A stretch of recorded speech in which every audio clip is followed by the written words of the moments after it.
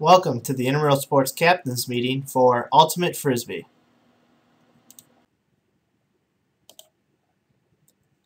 Following the PowerPoint, you will be required to complete a quiz in order for your team to complete the pre-registration process.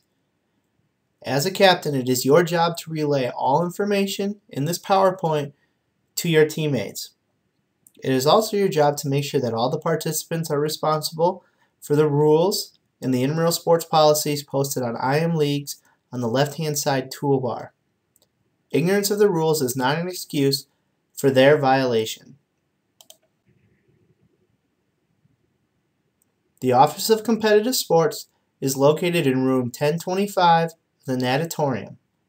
Our office phone number is 608-262-8258.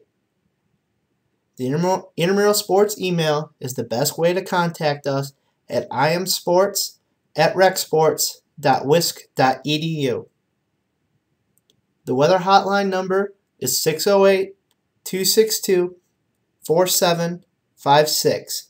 Option number 4 will get you the cancellation information. All efforts will be made to announce cancellations by 3 p.m. on weekdays. Regular season games are only rescheduled in extreme circumstances. Playoff games that are canceled due to inclement weather will be rescheduled and most likely pushed to the following day, subsequently pushing all other games in the bracket back a day. Please check IM Leagues for schedule revisions. Cancellations. If your team is wishing to cancel a game, you or another co-captain must email the intramural sports administrative staff at imsports@recsports.wisc.edu by 12 p.m. the day of the contest with your name, your team name, the league of play, and the intent to cancel. Once a cancellation has been granted, the request cannot be overturned. Cancellations must be made by 12 p.m. the day of the contest, otherwise it will result in your team being charged a $25 default fee. Phone cancellations will no longer be accepted. What is a default? A default is when a team has less than the minimum number of required players, and that differs by sport, of a team have checked in with the supervisor at the scheduled location within 10 minutes of the scheduled time of the contest. The supervisor will then declare the contest a default. A default carries a $25 fee which can be paid online using your IM Leagues account. In order to participate in intramurals, you must have a valid recreational sports membership. So all fee-paying students are eligible to participate in intramural sports. Faculty and staff members must have a valid recreational sports membership, and they are eligible to participate as well. All participants must activate their account on IM Leagues prior to play. That is important when adding people to your roster, that they activate their IM Leagues account. Participants may only compete on one single gender team and one co-rec team. Participants are not allowed to play on 2 single-gendered teams or 2 co-rec teams. One of your jobs as captains is to be responsible and ensure the accuracy of your team's roster before the playoffs begin. Rosters may be viewed at any time on IM Leagues. Players that are added to the roster can be added at any time on IM Leagues or at the game site, provided they are eligible to play for that team and meet all other requirements. So as long as a team hasn't played on another team in that same division, they are able to go ahead and be added at that time.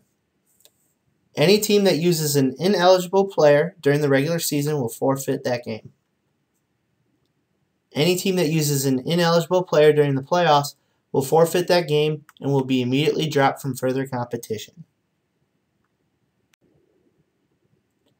All participants must have a valid UWID card or recreational sports membership card that swipes into Fusion. If you or a participant forgets their UWID card, they can still gain access by using a courtesy pass, as long as they have another valid photo ID or have a picture in Fusion. If their picture is in Fusion, they have a driver's license, a passport, or any other government-issued photo ID, they will go ahead and get a courtesy pass. Courtesy passes may be issued up to 6 times per semester for participants. This includes entries into facilities, and numbers are reset at the beginning of every semester. So if you were checking into the natatorium to play basketball for intramural sports, that would count as 2 courtesy passes, one to get into the natatorium and one more to participate in the program. The following slide is a breakdown of our sportsmanship rating. Remember that sportsmanship ratings are affected by a team's, participants, and spectators' conduct before, during, and after a contest.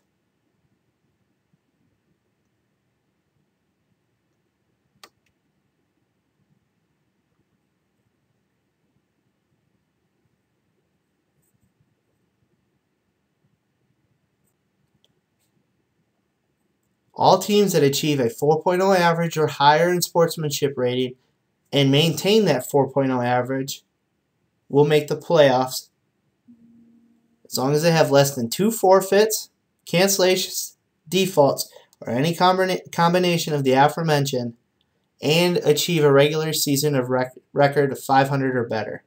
So you have to hit all 3 bullet points. Any team not given the opportunity to play 50% or more of their regularly scheduled games, games canceled due to rain, not including defaults and cancellations, will be placed into the playoffs. The day following the end of the regular season, a blank bracket will be posted on the IM League's website. Teams will be ranked by their winning percentage, with the tiebreaker being accumulated sportsmanship points. Further ties will be broken randomly by the system. Starting at 5 p.m., teams will then have the option to go ahead and select their position on the bracket based on their rank. Each team will be given a specific time when they are allowed to select their spot. It is important to focus on your team's best available days and times to play throughout the playoffs more than the competition level. Please pick days that you can play. If a qualifying team misses their designated slot time, they can jump into the order where it stands and select at that time. Qualifying teams that fail to select their spot in the draft prior to its conclusion will be randomly assigned to an open spot by the league coordinator. Reschedules. Regular season games will not be rescheduled.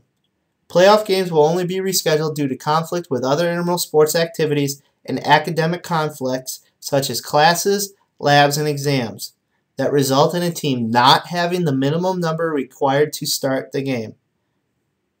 Teams wishing to request a game be rescheduled must submit a reschedule request form located on the Rec Sports website under the Intramural Sports tab by 12 p.m. the business day prior to the game.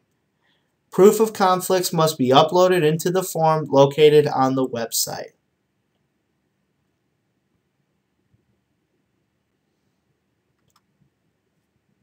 If a team feels an intramural sports staff member has enforced a rule or policy incorrectly, they must call a timeout immediately following the ruling in question. The intramural sports supervisor will then make a decision regarding the correct ruling and how to proceed. If that supervisor is unable to make a decision there on the spot, the game will be played under protest, and the intramural sports administrative staff will make a decision the following business day. Only rule interpretations and player eligibility can be protested. Note, the judgment of an official may never be protested. The competitive sports staff reserves the right to eject any individual, team, or spectator who interrupts the flow of a game in any manner. Players may be ejected before, during, and after any contest and by any Rec Sports staff member.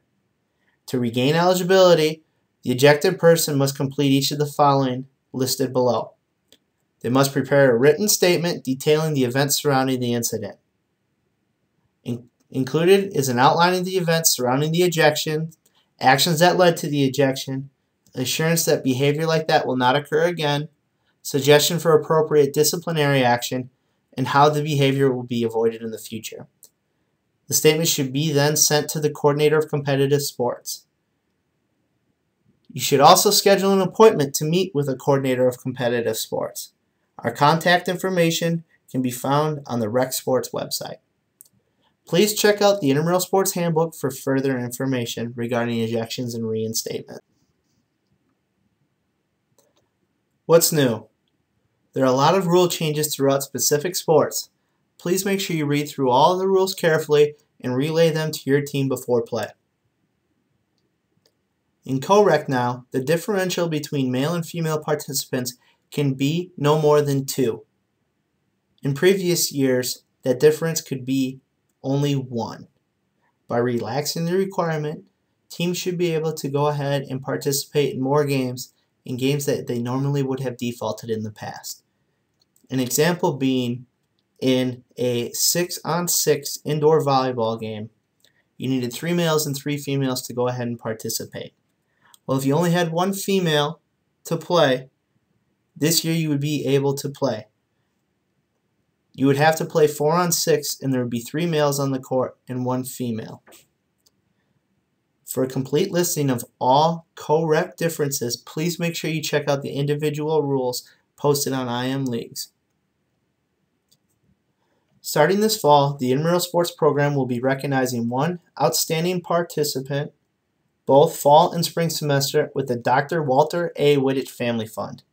The scholarship, which is $400 and can be used to cover whatever school expenses a student wishes, will be awarded to the intramural sports participant that shows a high degree of merit in the intramural sports program, specifically in the areas of participation, leadership, sportsmanship, and a growing appreciation of the lifelong value of physical activity. Any student who has participated in an intramural sport during the semester of the award is eligible to apply. Students should submit an application highlighting participation in intramural sports while at UW-Madison, the leadership shown both in sport and on campus, examples of sportsmanship, and how involvement in the intramural sports program has influenced lifelong healthy physical activity habits. Dr. Wittich established this scholarship in 1998 in memory of his grandfather, George Wittich, and his father, Walter J. Wittich, whom both gave lifelong professional support to the development and organization of recreation intramural sports programs in Wisconsin and elsewhere. Participants should complete an application online detailing how they meet the requirements for the fund and submit before December 1st. Applications will be reviewed and the recipient will be contacted by December 12th.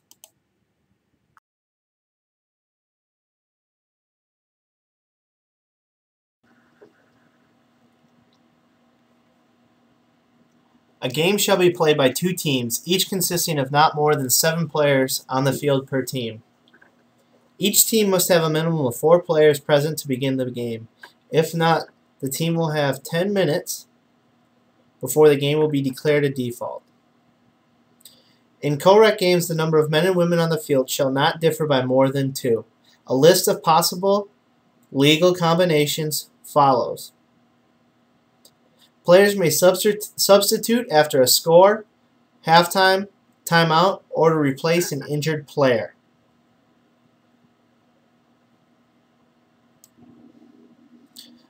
A player shall not wear anything that may be dangerous to him or herself or another player. This includes and not limited to jewelry, watches, metal cleats, caps, and bandanas. Shoes must be worn. No sandals, 5-fingered shoes, boots, or bare feet are permitted. All teams are required to provide matching color team shirts in the color the captain chooses during pre-registration. Players will not be allowed to participate without matching colored team shirts. The game will consist of 2 consecutive halves of 20 minutes each. The clock runs but may be stopped due to injury or delay of game by a player or team at the discretion of the official or intramural sports supervisor. The halftime interval shall not exceed 5 minutes. If a game ends in a tie, there will be a flip of the disc. The overtime period shall be 5 minutes. If at the end of the overtime period the score is still tied, there shall be a reflip of the disc and the first team that scores wins. If a team is ahead by 10 or more points with 5 minutes left in the second half or any time thereafter, the game shall be declared a mercy rule. Players are responsible for their own foul and line calls. If a player disagrees with a foul call, the play is redone. Players resolve their own disputes, but if a protest occurs, the protesting team must call a timeout and contact the IM supervisor on duty to resolve the protest. The protest procedures listed in the intramural sports policies must be followed. There is no offside rule. The disc may be advanced in any direction by completing a pass to a teammate. Players must not run with the disc. A disc may not be handed from player to player. The person with the disc, the thrower, has 10 seconds to throw the disc. The defender guarding the thrower, the marker, counts out the stall count. Each time the offense completes a pass in the defense's end zone, the offense scores 1 point. In order to be considered a score, the player's first point of contact with the ground must be completely in the end zone. After each score, the ends of the field are switched and the scoring team throws off.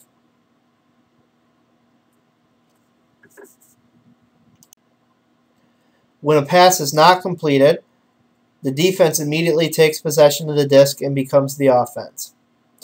No physical contact is allowed between players. Picks and screens are also prohibited. A foul occurs whenever contact is made. The player who has been fouled is the only person who can call the foul and must announce it by calling foul. If the offensive player is fouled, possession remains with the offense. If the defensive player is fouled, possession changes after a check. The marker must restart play by touching the disc in possession of the thrower. If the marker declines to mark, the thrower must put the disc on the ground and call in play. A violation occurs when a player violates a rule. Any player recognizing the violation may call out violation. The disc is brought back to the spot it was when the violation occurred. No change of possession occurs. This concludes the Intramural Sports Ultimate Frisbee Captains Meeting.